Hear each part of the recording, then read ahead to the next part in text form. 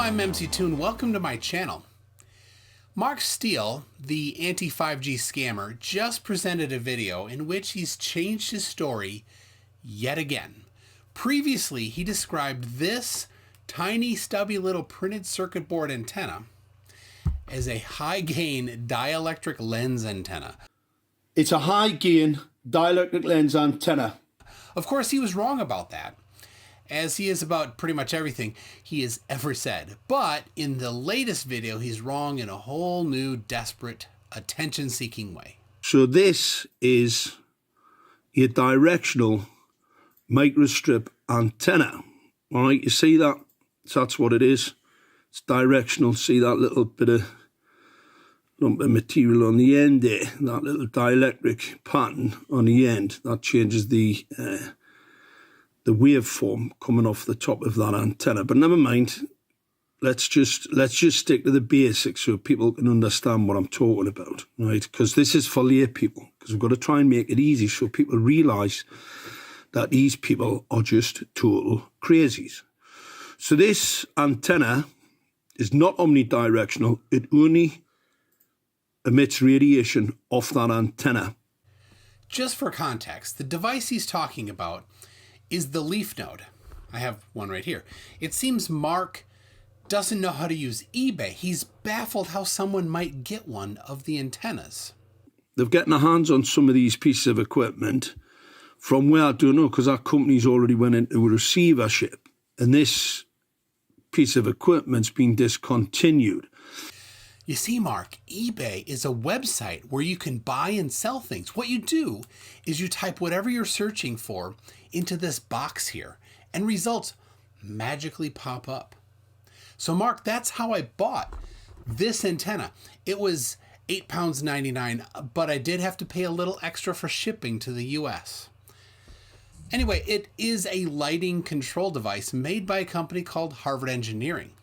It's in Yorkshire, England. It's designed to sit at the top of a lamppost. Its job is to switch on and off the lights at the top, report on hardware failures, and that's about it. But in the Mark Steele extended universe, this device is part of a kill grid. He claims it's a component in a deadly weapon system so elaborate that would make Dr. Evil jealous. Dr. Evil, do you really expect them to pay? No, Mr. Powers. I expect them to die. Even after they pay me the money, I'm still gonna melt every city on the planet with liquid hot magma. Release the sharks! Mr. Powers, you'll notice that all the sharks have laser beams attached to their heads. I figure every creature deserves a warm meal. But now he's changing his story. This thing he used to call a high-gain dielectric lens antenna, he's now calling a microstrip antenna. Well, microstrip antennas are real things. Here's a picture of some. I even have this microstrip antenna. It's a directional sector antenna tuned for about 5.5 gigahertz. Notice the patches are fed with thin leads and the entire aluminum piece is attached to the coax connector, so it's electrically grounded. A critical part of a microstrip antenna is the ground plane. It reflects the radio waves. Without a ground plane, the signal will propagate backwards, ruining the directionality and the gain. So here's an article called Microstrip Antenna and Their Applications, where it explains the necessity of the ground plane. Links in the description. If Mark were to bother reading one of these articles, he'd learn that a microstrip requires a ground plane and a much smaller active component called the patch, and they're separated by a dielectric. The volume between the two surfaces can resonate when the frequency is just right. It creates a somewhat directional signal. So here's a diagram from the book Antenna Theory, Analysis, and Design. Notice there's a ground plane there too. It's almost as if this kind of component is necessary in that kind of antenna.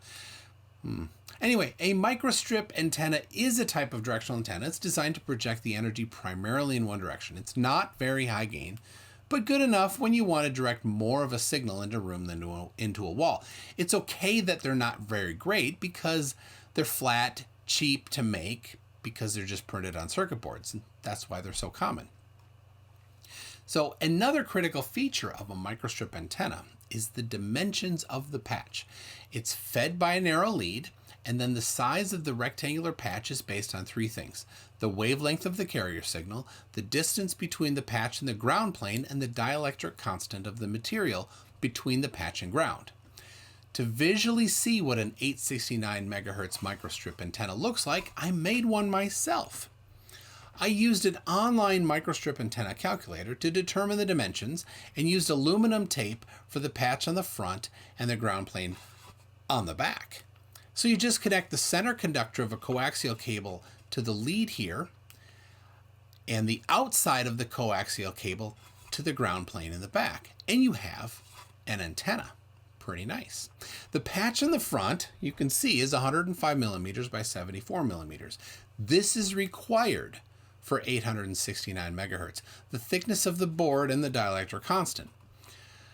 If it were the same substrate as on the leaf nut antenna, the properties and thickness of the board would require increasing the length of the patch by 6 millimeters. So not very much different size. So the size of an 869 megahertz microstrip antenna, you don't get a pick. The size is not optional. It's dictated by physics. You don't get a hand wave away the laws of nature. So it doesn't take an expert in electronics to see how very different these two antennas are. The size difference is very apparent, right? And the patch antenna is fed by a narrow strip, unlike the leaf nut, where the feed line is larger than the antenna. The patch is a precisely sized rectangle as dictated by the wavelength and the materials. And there's a ground plane. So it seems Mark didn't read anything at all about microstrip antennas before he started flapping his jaw. And even though Mark's antenna report is a solid fail, he did get one thing almost not entirely wrong. Just like this antenna, microstrip antennas are made by putting copper onto a standard printed circuit board. But unlike a microstrip antenna, this simple monopole is missing a major component: the ground plane. As Mark himself admits, there's nothing at all on one side of the antenna. Nothing on that side. Yeah, nothing at all. If there's no ground plane, then it isn't a microstrip antenna. It's just a monopole, like I've always been saying. It is a quarter wave monopole antenna. That's right, me from the past. I agree when you said it was a monopole. It's an 868 gigahertz monopole quarter wave antenna, just like the one in your Harvard Technology leaf nut. Yes, thank you to me from last summer. You were right then. You see, this isn't what you call a dipole antenna. Nothing like one. No, Mark, not a dipole. Have you been paying attention? A dipole is another kind of antenna. I can see the source of Mark's confusion, though. Both monopole antennas and dipole antennas are omnidirectional. This means they radiate a signal in all directions. But dipoles are actually different from monopoles. I don't think he knows what a monopole is. The clue is in the name. Di means two and mono means one. This antenna has exactly one element. You only need to be able to count to one to get this right. It seems that Mark thinks that all omnidirectional antennas are dipoles, or possibly thinks that dipole and monopole mean the same thing because they're both omnidirectional. I don't know. Mark admits that he has no experience in this field. Even if he hadn't, it would be obvious. I'm not the main expert in microwave radiation. What I know a lot about, what you talked about before, is light. Right? I'm not an expert in microwave radiation emissions. My expertise is in the terahertz range. But I wonder why Mark is changing his story now. He never called it a microstrip before. Did he only just notice that it's printed onto a circuit board? Or more likely, did he get called out on one lie and have to make up a bunch of bigger lies to keep his nonsensical scam going? Is all of Gateshead like a bad 90s sitcom? So toward the end of the video, Mark repeats one of the tiredest claims in his limited repertoire, that he doesn't need to back up his statements. That's what he's saying. is that what he's saying is obvious, self-evidently true, and that anybody who might disagree with him is crazy or corrupt. I don't need to test this. I can see what it is. But that's about as basic as this comes in antenna design. And anybody that says anything other, unfortunately, you've got mental health problems, serious mental health problems. Anybody that thinks that's an omnidirectional antenna has some serious, absolutely serious mental health issues. But if you're the one making audacious claims, it's on you to provide the evidence. Mark is the only one saying this device is a high-gain dielectric lens antenna. Or sorry, is it a microstrip antenna? Or maybe it'll be something else tomorrow. Mark is the only person in the world saying that this device, the Harvard sensor node lighting controller thing, is part of a deadly kill grid. So where's his proof? He's offered nothing, just the same opinions and insults. I've provided multiple third-party sources describing the parameters of both microstrip antennas and dielectric lens antennas. They're in the description. I have a much longer list in the description. There's just too many to cover them all in this video. Mark didn't even list one. So in the past week, we've had an analysis from Andrew McNeil, a radio engineer, YouTuber with over 55,000 subscribers, who easily identified this as a trivial monopole antenna. Now, what kind of antenna can this be? Is it a high gain antenna, or is it just a simple omnidirectional dipole or monopole antenna? Now, what I can say, 100% certainty again, is that it's a simple monopole antenna, and that's the simplest antenna you can make. The monopole antenna is at the bottom of the list of the antenna family. You can't get much simpler than a monopole. This here is an 868 megahertz monopole that I've made just for this video to show you. It's exactly the same length as this one here. It's just a strip of brass wire. So Andrew powered the device up and found that it does precisely nothing, unless you have the means to program it. So did Mark even try programming one of these things? If he did, he'd be boasting about it by now, so of course he didn't. Mark knows even less about computers than he does about antennas, so we can rule out that a possibility. So next, my friend Leigh Porter, who actually listened to Mark's command to do your own research, actually decided to go and do his own research. Sorry, Mark, it's not going to work out for you, is it? He rigged up a device made out of a LEGO Mindstorm and some software-defined radios. His machine can measure the radiating pattern. And you know what he found? So I've made a LEGO Mindstorm's turntable. I've raided my kids' LEGO, took apart their Rubik's Cube solver. So we have a LEGO motor here, and the Mindstorm's controller, which is hooked up to a Linux PC, running a Mindstorm's bit of software I wrote to move the motor around, and we have the software-defined radio attached as well, of course, which is going to take our measurements for us. So the gain, around 360 degrees around the antenna, is roughly equal. I'd say that it's probably 1.5 dBs difference in there. He found that the radiating pattern of this antenna is consistent with a monopole antenna. In the horizontal plane, it radiates in all directions approximately equally. There's less than 2 dB difference between the most and least effective radiating direction. 2 dB is not high gain.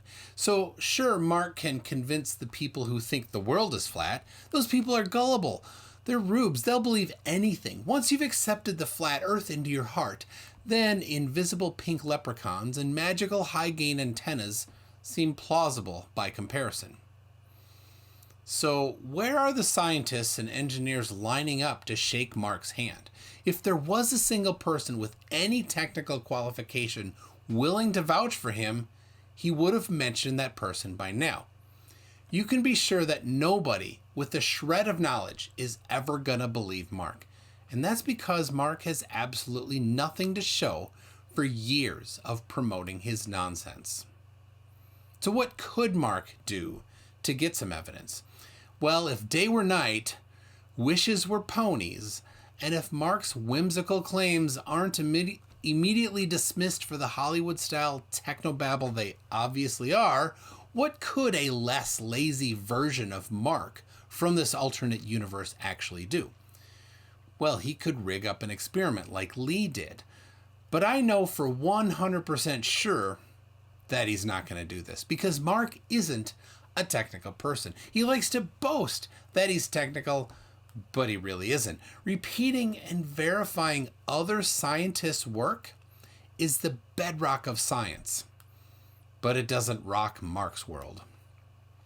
Well, maybe Mark fancies himself as a theorist.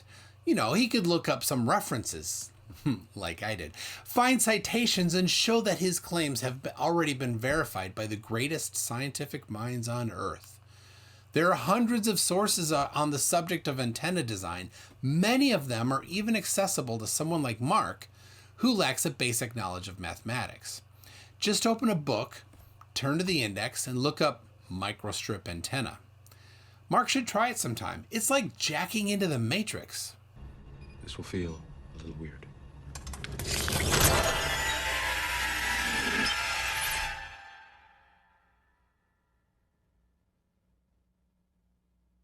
But here on Earth Zero, Mark is a very lazy, uneducated man. He's also an inept liar that keeps changing his story.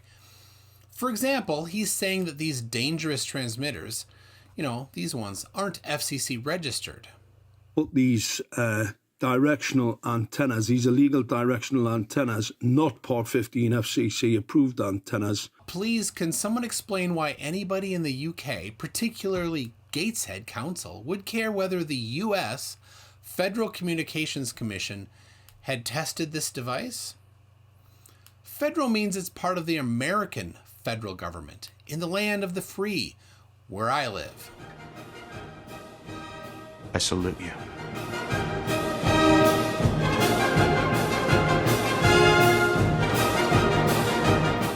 Surely Gateshead Council would be looking for Ofcom certification, since that's the regulatory body in the UK.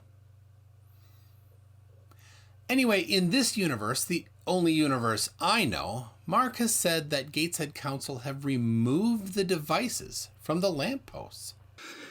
Onto street furniture, the same street furniture where it has now been removed. Well, good news, everybody. You all can stand down. The Death Star has been destroyed, and Princess Leia's pinning a medal to Luke's idiot uncle. But Mark didn't save anybody from anything, not even an Ewok. He can't even save himself from a very obvious trap that he's dug himself into. Let me guess, Mark, somebody asked you to verify one of your claims, and because you knew you couldn't, you told another lie? I can't measure the radiation, because the transmitters are all gone. Yeah, magicked away by the fairy. I mean, the council. Yeah. Well, how convenient. It's like when you told your teacher that your dog ate your homework. Mark obviously never did any homework. He probably never even had a dog. Every single time anyone has asked Mark to prove something, he finds some way to avoid giving the evidence. If you ask him to give you something, he filibusters and tries to distract. But what do you do when that no longer works? Stop moving about like that. I'm worried about what your boyfriend did to you last night, right? You're wriggling about on the seat, right? And it's not making me feel comfortable at all. Yeah. So you're making some very strange faces, and you're a bit like that idiot in Germany, right? He was making some very interesting faces as well. About. I don't know if you've got something stuck up your backside, but something's actually got you. But listen to this. Yeah. When you're on the losing side of a very badly argued case, calling your opponent gay isn't going to win you any points. Firstly, because being gay in 2020 isn't an insult anymore, at least nowhere outside of Gateshead. Maybe Gateshead is the land of the 90s insults. In that case, Mark Steele, you can eat my shorts. Eat my shorts. I will comply.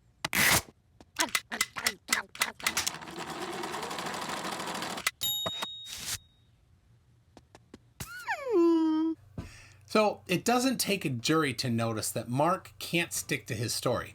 That's correct. The judge in the case, Gates Council tried to gag me, the field. Yeah. And the judge said I was an expert. He said I was very expert. Very, very expert. And speaking of judges, I judge this to be an appeal to absent authority. Mark loves to talk about the judge who he claims found in his favor, but Mark has never actually presented any court transcript or judgment. We'll probably never know what the judge really said, and Mark wants to keep it that way because he knows that the transcript wouldn't back up his version of the story. I'm 100% confident that this is true because if Mark actually had any evidence, he would have shown it by now. Well, Mark, I can see you're reaching the end of your rope here. Sooner or later, the few remaining followers you have are going to see just how vacuous all your arguments are. They will see that your farcical political party, Save Us Now, is nothing more than a money-making scam intended to extract money from frightened, ignorant, and gullible people. The people Mark Steele preys upon. Well, Mark is a fountain of derp. As long as he keeps spewing his garbage, I'll keep pointing it out. So be sure to subscribe and hit the bell notification so you know the next time I expose Mark's insanity. Thanks.